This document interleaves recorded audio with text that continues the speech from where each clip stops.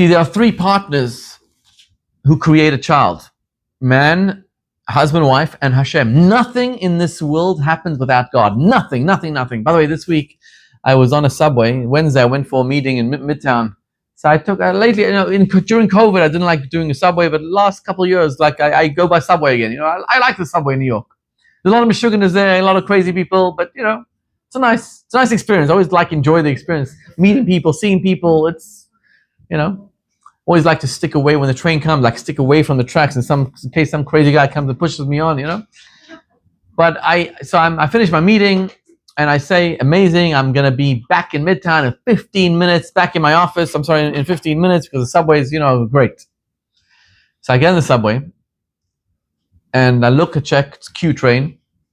So I get on and I'm, in the subway when you go, there's Wi-Fi, right? When you, in the stops, there's Wi-Fi. In between, there's no Wi-Fi, so I quickly have to download, like if I'm loading Rambam or Chumash, I have to download what I'm learning and then I can't do it, And then I'm on the subway and I'm like, this is a little bit too long. What's going on? Where are we?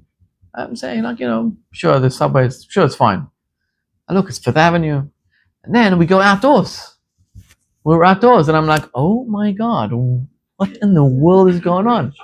So I asked my fellow subway mate, hey dude, you know where we are? And he's like, he must be smoking pot or something. He didn't know where we were. That guy must have lived on the subway probably.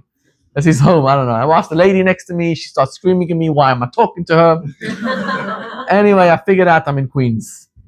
I must have taken instead of the Q, the N or the R, the W, I don't know. But it wasn't just in Queens, I was some far part of Queens and I'm like, so mad. I'm like, oh. And then I realized that everything comes from Hashem. Hashem must want me here in Queens for some reason. So I started looking around, is there a Jew here or something? And there's nothing. There's nothing. So I get down the subway, I take the Q train, not the Q, the N train back. I got out on 60th Street and I'm like, that's it, I'm out of here. I'm out of the subway. I started walking back. I don't know why Hashem had this experience for me, but everything in life comes from Hashem. Everything comes from God. By the way, did you guys notice the following chain of events? President Trump was down in the polls, right? Well, before he got elected. When did his polls change? When did he go up in the polls? When he? After the assassination. No. When did he go up in the polls? When? When he got shot. No. I'm sorry. Not then. When he went to pray at the Ohel of the Rebbe. Look at it. Look at the polls. When he went to pray at the Ohel of the Rebbe and he asked for a special blessing that he become the president of the United States, that's when his polls went up. Now listen to this. Because it's actually wrote down because it's just fascinating. What's the time difference with the shooting and the dumping? Well, I don't know. But it happened afterwards. It did happen afterwards. Anyway, Bibi Netanyahu takes a picture of himself in tefillin, praying for victory, and Israel wins the 12-day Iran war. Miracles higher, greater than the 6-day war. Miracles we haven't seen. Amazing, right? Right before the Iran war, President of Argentina comes to visit Prime Minister Bibi Netanyahu, and he gives him a gift. What was the gift?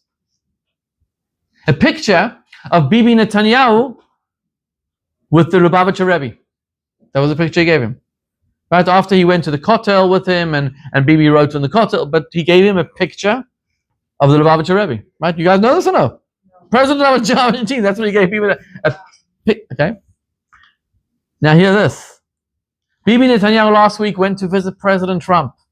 And he thinks to himself, what can I give the President of the United States as a gift? What did he give him? A mezuzah and what else? $1 from the Lubavitcher Rebbe. Think about that for a moment. Let that sink in. The Prime Minister of Israel is meeting the most important person in the world, the most powerful person in the world. I mean, say what you want about President Trump, but the President of the United States, whoever he is the most powerful person in the world. And you think to yourself, what can I gift this person?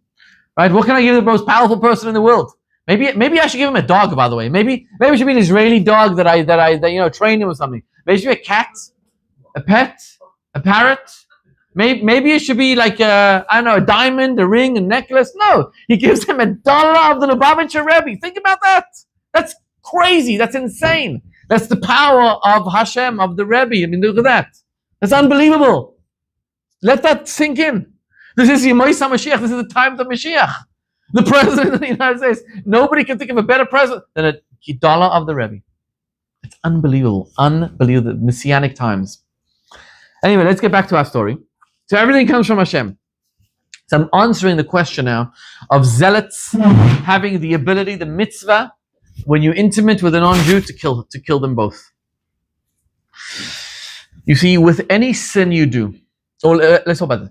God created boundaries in the world. There's something called day, and there's something called night. Can you imagine if the sun had a fight with the moon, and the sun said, "I want to shine in the night"? Can you imagine what chaos that would create in the world? Can you imagine if the moon came to God and said, "God, I would like to shine in the day"? There's boundaries, there's borders. God created something called night. God created something called day. By the way, God created borders. There's something called a man, and there's something called a woman. Right? There's a man and there's a woman. There's a boundary. Imagine a man says, "I want to be a woman." It's chaos. Imagine a woman says, "I want to be a man." That is chaos. That is against the Torah. It is against the boundaries that God created in the world. So now, God created another boundary, another border. There's something called a Jew, and there's something called a non-Jew.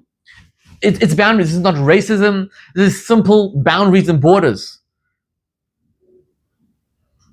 And when you transgress, cross over, mix the Jew and the non-Jew, you create chaos in the world. So with any sin you do, you cannot cross over the border of Jew and non-Jew.